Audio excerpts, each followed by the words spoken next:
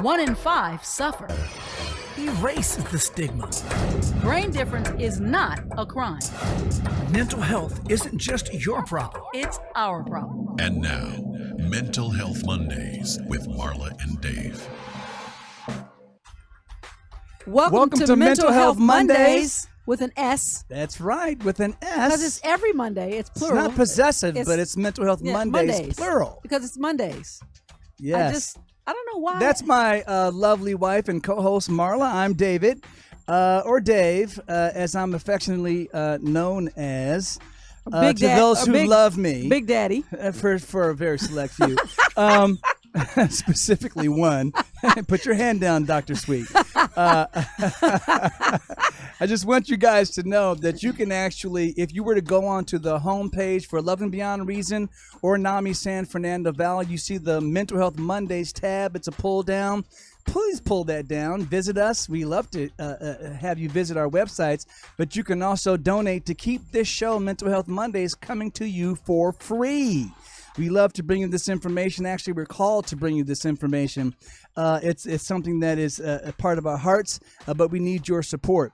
Today, as usual, our guest at age 17 was diagnosed with a major depressive disorder and a generalized anxiety disorder. Coming from a Caribbean family, much like myself, mental health wasn't a topic of discussion. Attending Harvard University, while things were less than ideal at home, she found the church.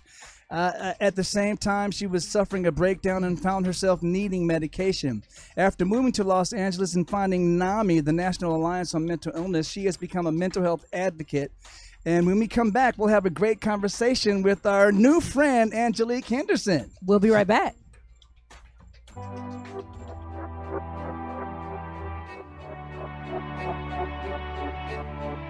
Help someone who is struggling by supporting the National Alliance on Mental Illness and be a part of the NAMI effect. Hope starts with you. Hey guys, listen up. Learn something. And as Dave promised, we are back with our beautiful guest, Angelique. Angelique. First of all, welcome to the Angelique. show. Yes. Thank you so much for having me. I'm so excited to be here. And listen, what I don't want you to do is look so frightened. We're such lovely people. Well, we had a pandemic and whatnot. Well, that's true. We have our That's distance. true. But I want you to just understand that this room is full of love and acceptance and support. You have a beautiful smile. You're a beautiful human, and you have a beautiful story to share. And we really are glad you came to join us. Thank you. Now, Angelique, I had said in the intro, as we had talked earlier, we're both from, I don't know if you knew that, but my mom's side of the family is from Jamaica. So I understand some of the reluctance to discuss mental health. But describe to us, what part of the Caribbean is your family from? My dad is from Guyana and my mom is from Suriname, so both from South America. Wow. Okay, yeah, one of our good friends, his mom was from Guyana. Now, that being the case, describe to us sort of the environment that you grew up in. I know that, and we'll get into it later, but you went to Harvard University. Congratulations. No, Harvard University. Oh, Congratulations, right. by the way. Thank But you. describe some of the conditions growing up at home that sort of led into, I guess, when did you first start to understand that you were dealing with a mental health issue? Was 17 the sort of the breakthrough age? Absolutely. 17 was the breakthrough age. So I was born and raised in Bed-Stuy, Brooklyn. So, Bed-Stuy, There you go. There you go. we got a lot in common. Room. So please make sure you bring the mic up close to your mouth. Yeah, so we can hear you. Okay, is this good? That's perfect. So Dave was actually born in Brooklyn. She knows. Oh, okay, so I did a little bit of research. okay, So hailing from Bed-Stuy, that's where you grew up. Absolutely. So there was an interesting dynamic of those external pressures of Bed-Stuy and Yeah. having to survive and Yeah. navigating that community. Life is real. Well, exactly. Yeah. Being inside of a household where you had to maintain a respectable public image, and what happens in the house stays in the house. And it was really hard. I grew up with a family member who dealt with mental illness. So he was in and out of mental health facilities. My parents' marriage Did that family member live with you? Was that your sibling? Yeah. So Okay. the family member lived with me. So they dealt with bipolar disorder and schizoaffective disorder. Oh, yeah, just like our son. So saw that up close growing up and didn't have anyone to speak to about it. So I processed a lot of it on my own and didn't feel like I could tell anyone outside of the family. My way of dealing with it was honestly to just stay out of the house a lot. So I threw myself into my schoolwork. I was always out in extracurriculars, playing the cello. I was social on track stuff. team. Exactly. Finding ways to stay out of the house until I turned 17 and dealt with a really hard romantic relationship breakup, and that was just it for me. So all of those things coupled together sort of led to my breaking point. And were you already attending? We were about to attend Harvard when you first got the diagnosis. About to, yeah. So But this was the summer before my senior year of high school. Oh wow! Yeah, summer of your junior year. Wow. So what I like to always bring to the forefront is what did that look like for you? Because depression and anxiety, so many people suffer, but it looks different in each. Some form of shape, form, or fashion. It looks different for each person. What was your low, or what does that look like in Angelique's life? Yeah, so I grew up as an introvert. I think a lot in part due to the circumstances in my household. I didn't go out as much. I wasn't as social. So by the time the breakdown came at 17, it was a lot of isolating. I wasn't hanging out with family and friends as much as I used to, which wasn't that much to begin with. So it was a low bar there.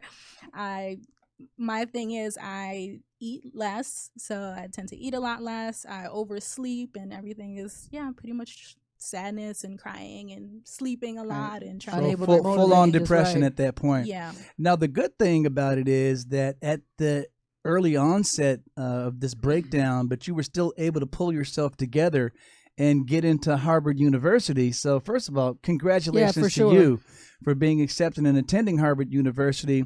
But then I also noticed that while you were in Harvard, you were talking about what were the pressures like? We spoke about the family pressures at home, but I know, first of all, going to a major university, much less going to an Ivy League university, especially for an African American, the pressures had to be pretty solid. So, describe how that felt to you at the time and how you tried to deal with that. Whew, the pressures were definitely that's intense. a lot. I just said a lot. They were intense. So I got my diagnosis right before I started senior year of high school, and around the same time I became a Christian. So that began my faith journey as well. Now, were your parents Christians as well? They were not. So we were So that was something that a walk that you started on your own. Exactly. Gotcha. Yeah. So I had a best friend who was very, very Christian, into the church, out of trouble, unlike me. Yeah. So I was like, I need some of what you have, because clearly what I'm doing is not working. Right. So I heard about Jesus for the first time, and it truly just transformed my life. So by the time I went to Harvard, having that faith foundation to navigate those different pressures was huge. There were academic pressures. I was the first one in my family to go away to college. I had no idea what I was doing. Could not talk to my family about it because no one knew. No one can understand those pressures. You were first. No one could relate. Yeah. Exactly. So lots of academic pressures to be in all of the extracurricular activities, being the president of those extracurricular activities, getting the best summer internships. It was just it was a pressure cooker. So it was only a matter of time before things sort of got worse there as well. I just want to stop right quick and just remind everybody, I want you to really hear what Angelique is saying, because I always try to remind our public that the things we do or the things that happen to manage mental health challenges generally result in, i.e., addictions and things of the sort, but the fracture is stress. I need to repeat. She's saying it again, that that is the catalyst for all issues, and it's just a matter of not having the valve to be able to process stressful events the right way. So even in Angelique's case, just again highlighting that her go-to for release ended up being getting into the church and finding a walk with faith. And we have so much more to talk to you about when we come back. And I'm not going to talk too much because I'm afraid of you, because you're much smarter than I am, because I didn't go to Harvard. But we're gonna put that to the test. So we'll be back in a minute with more Angelique Henderson. Stay tuned. Absolutely. When Dave and Marla get together, it's hot.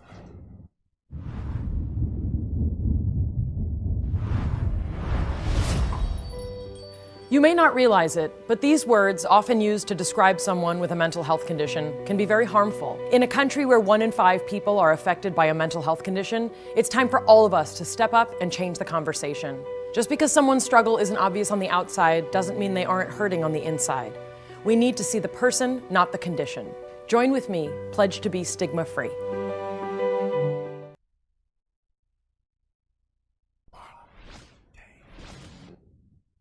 It's time for the Mental Health Minute with Marla and Dave.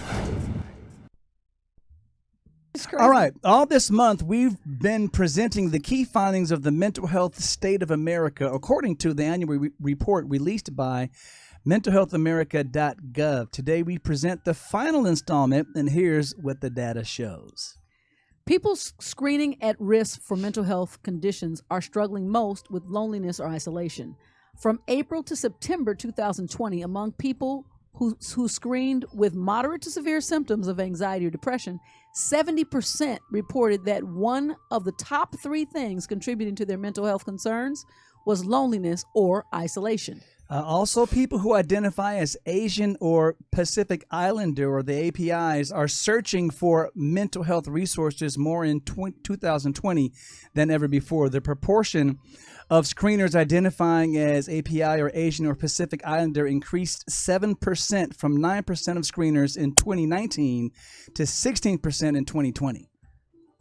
While rates of anxiety, depression, and suicidal ideations are increasing for people of all races and ethnicities, there's no notable difference. There are notable differences in those changes over time. Black or African American screeners have had the highest average percent change over time for anxiety and depression, while Native American and American Indian screeners have had the highest average percent change over time for suicidal ideation. If you're interested, you can download the entire report at Mental Health America. That's MHAnational.org. This message is brought to you by Mental Health Mondays in conjunction with Loving Beyond Reason and NAMI San Fernando Valley.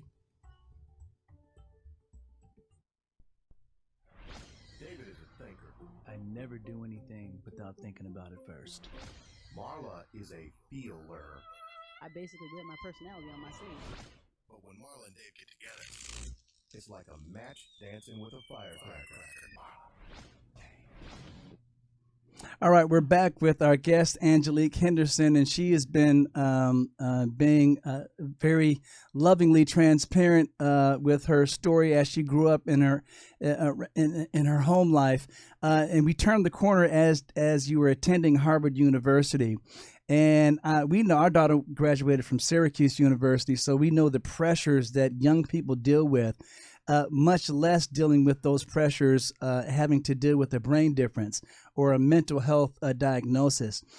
You were saying that at Harvard, not only you, but there were suicides. The suicide rate was pretty up there. Was it one every week? One every semester. Every semester, So, okay. Yeah, when I started Harvard, between my freshman and sophomore year, there was at least one suicide per semester. Wow. And that's one suicide that actually someone tried to commit suicide, much less those were thinking that, dealing with those pressures. Yeah, that those these were just people completed. So those Yeah. were right. These are people who actually Followed through. Yeah. were complete. Wow. unfortunately, yeah. Man, and so given that environment, and I understand the pressures you were saying, not only to have the extracurricular activities, keep your grades up, but also then becoming leadership in some of these other clubs and other things that you were doing. What finally was the breaking point for you with dealing with that amount of pressure? So my junior fall, I studied abroad in Madrid, Spain for a semester. Best semester of college. I was taking classes 3 days a week. On the weekends, I was traveling to Paris, London, and Rome. Right. It was unreal. Yeah. So we I can came tell the back. smile came back immediately. Before she started the story, she was like, best semester ever. Right.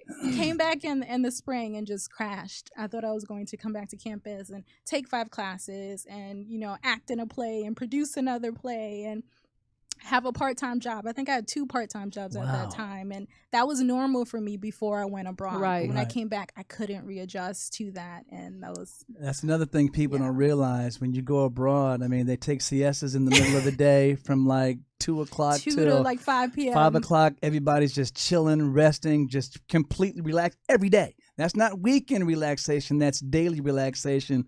And I appreciate some of the Europeans' approach to mental wellness. But go ahead. I'm sorry. Yeah, no, absolutely. So, and that was my life. I was taking those siestas. Yeah. So when I came back and I couldn't take siestas on campus, I was quite cranky. I was like, why do I not have time to What do you mean there's something you want me to do between 2 and 5? Exactly. What is this? Exactly. So that was really hard. So I crashed around that time. That was also around the time I realized that romantic relationship breakups are a huge trigger for So it me. was another romantic. Oh, I'm so romantic sorry to hear that. relationship breakup. I know, so bad. So it was the ending of that relationship. It was trying to readjust to being back to campus. It was dealing with family problems at home still back in New York while I'm at Harvard, trying to lift the family and, be this first gen student, and ultimately crashed again. And that was the first and only time I ended up trying medication and realized that medication truly is an individual choice. It didn't end up working out for me, and I decided to, fight with my faith and in other ways. But yeah, I just needed to readjust and adjust my mental health framework. That's what I like to call it. It's my IMF, my individualized mental health framework. I like that. And yeah, just revamped it. Nice. Well, so I guess that means that going back to when you first had the break at home, they didn't put you on medication then. No. Wow. And I just wanted to jump in, and I love what you just said, and I want to ask you to repeat it about medication being an independent choice. Absolutely. And so what didn't work, if you don't mind me asking? Absolutely. Yeah. So medication very much is an individualized choice. I think it's a decision everyone has to make for themselves. For me, when I tried it, I tried antidepressants, and they helped in terms of elevating my mood in the morning, but then I had side effects. So my hands were shaking, my tear ducts dried up, and I was too elevated to the point where I couldn't fall asleep at night. So then they tried to give me sleeping pills and anti-anxiety pills. So then it was like, I'm not taking 3 pills a day to find an equilibrium. So I stopped cold turkey, and my therapist was not pleased with that. But were there any side effects from the stopping cold turkey? No. Okay, so basically that worked well for you. Basically, which is awesome. They were trying to, which again, I want to just say to everybody, and I'm so glad Angelique is talking so openly about this. It's really important as well that there's no one size fits all, and it sounds like to me, which is no fault of a recommendation of any particular doctor or therapist, but they were trying to control your entire mood package with medication. We'll bring you up with this, and we'll bring you down with this, and there's no room for the individual in there. And again, we have to reiterate that sometimes that is necessary for some people, but which is what we're saying. But thank God that wasn't necessary in your situation. Absolutely. So you were able through Need the behavioral. medication, take the medication, please. So you were able with behavioral modification to sort of get your situation back under control. Now, how did you continue with your therapist after that, or were they so? I switched therapists and counselors a few times throughout college, so they all became quite acquainted with me. I think I might have switched once that semester. Yeah.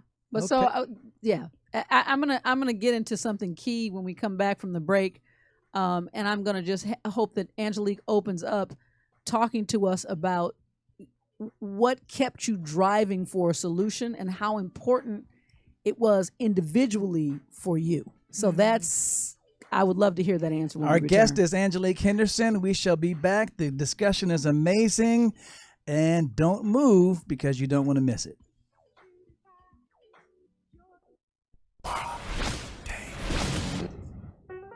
All right, the fun music tells what, Marla? What does that mean? Look, my shoulders are better. Oh. It's bow time. Well, that first dance was kind of old school. It was kind of like Arsenio Hall. I'm surprised you weren't whooping. But anyway, Marla, what was the poll question last week? Last week, the poll question that we asked, what percentage of youth with depression do not receive any mental health treatment? 15%, 40%, or 60% were your choices.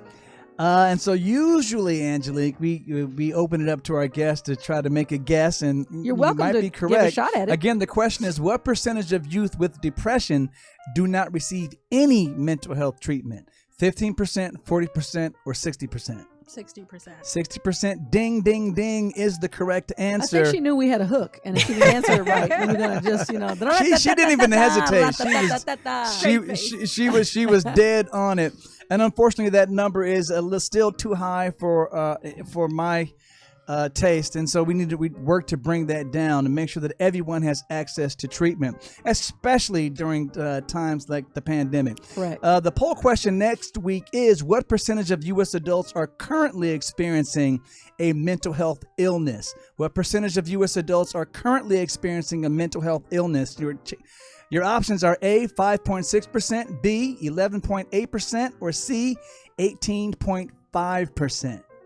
18.5%. Well, again, this answer... You could be right, but you could be right, but we don't give out the current question until we let everyone have a chance to actually answer the question. When they see it on our social medias, on our website, please make sure you take the poll question. We love to hear from you. We need you to... And we need you to vote. Absolutely. We'll be right... Oh. And I just want to always remind you to please head to Mental Health Monday to our GoFundMe page and donate so we can keep this great content coming.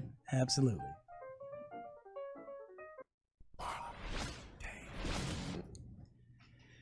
All right, so Marla, you had a question for Angelique. First of all, I just want to say that I'm pulling for Angelique because I know how smart she is. So I'm pretty sure that she probably answered the poll question right. So.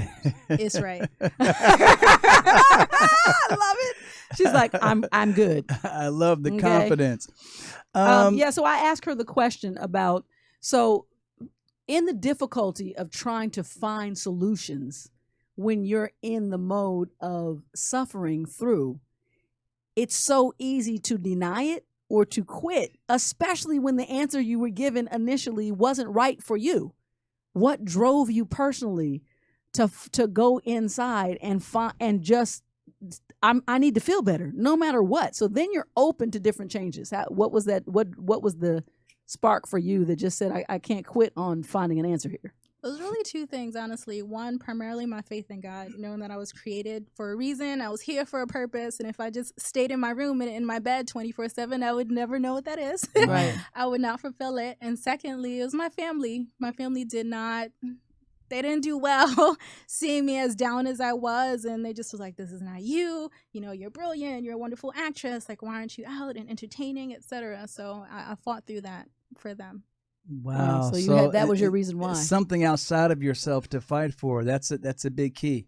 Growing up on the East Coast, Bed-Stuy, Bedford-Stuyvesant, for those who don't know, Brooklyn, New York, you went to Harvard, everything's East Coast. You found yourself coming out. What were the situations involving around the situation moving out to the West Coast? Yeah. So I moved out here to LA in December 2018 after working in politics in New York for about 2.5 years. And I was taking acting classes nights and weekends there and decided I just wanted to pursue it full time. So made the move over here. I was in a good place with my mental health, thankfully. So I was like, you know what? I can live alone. I can do this. It's going to be fine. I've had over a decade of doing the work, right? Of seeing the therapist, of figuring out what works, exercising, eating healthy, all of that.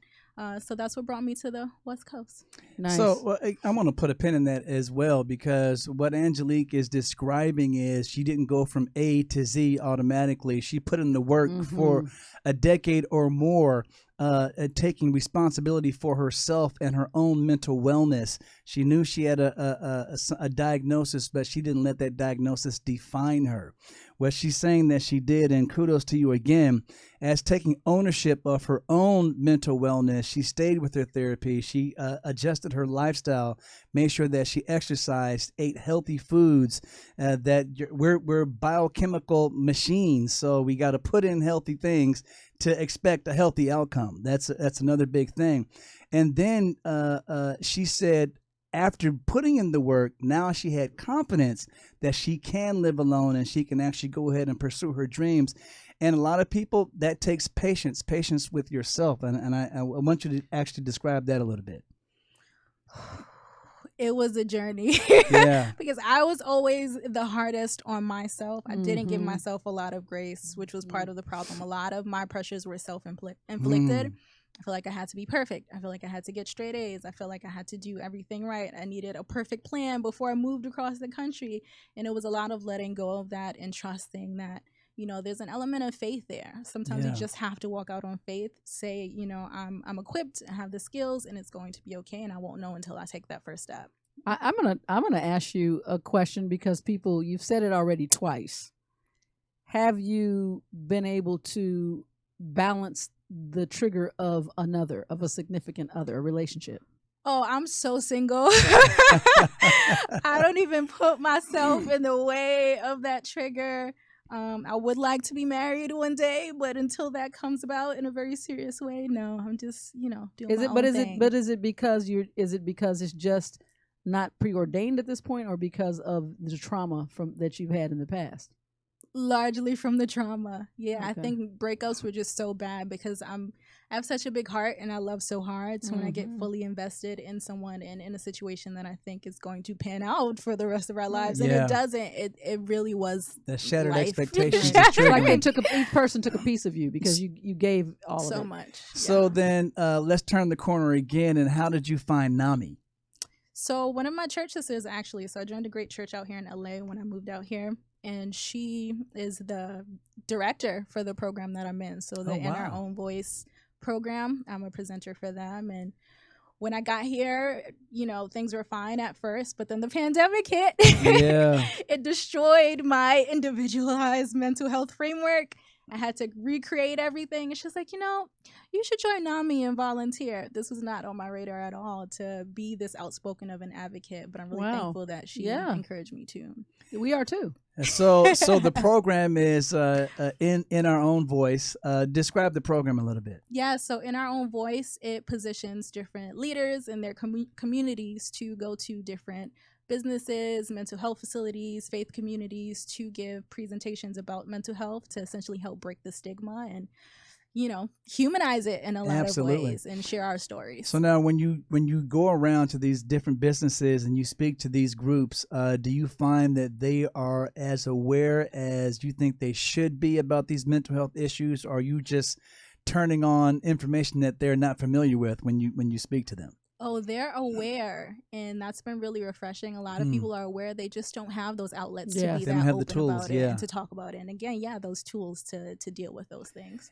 Absolutely. Well, you look like you had a...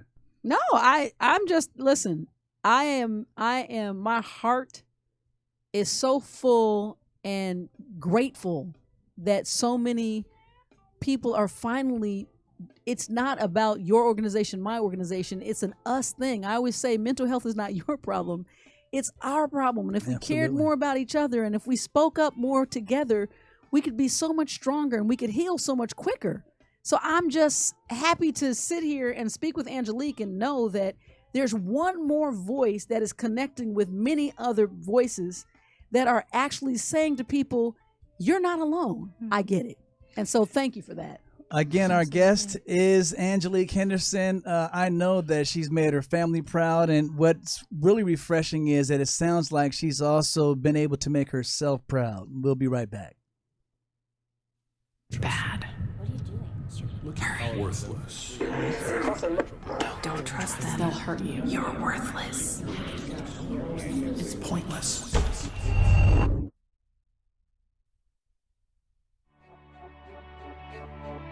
When the pain of schizophrenia meets hope, everything can change. Help someone who is struggling by supporting the National Alliance on Mental Illness and be a part of the NAMI effect. Hope starts with you. It's raw, real, and unfiltered.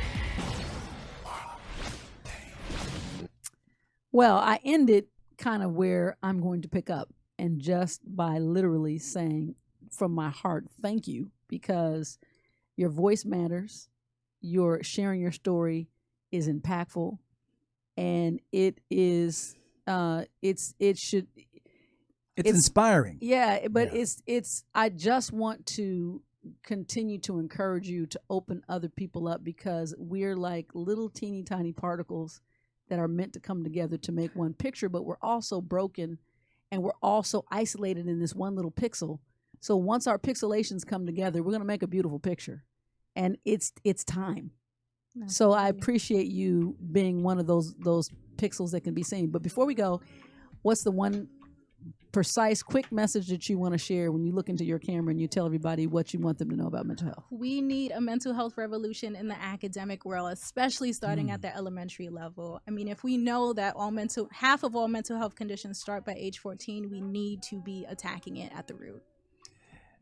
Wow, well, there that you is go. an amazing That's powerful. message, and it's an edict that should drive us forward and give us motivation to, and another strategy to attack this whole mental health, mental wellness situation, so that we can bring some balance and some parity to, I guess, as we treat other illnesses, mental health can be on the same par. And we have a grandson who's 11, and with what Angelique just said, if we can bring that to light, we literally can have a generation that no longer suffers in silence. We're Marla and Dave. Our guest has been Angelique Henderson. We thank you so much for sharing.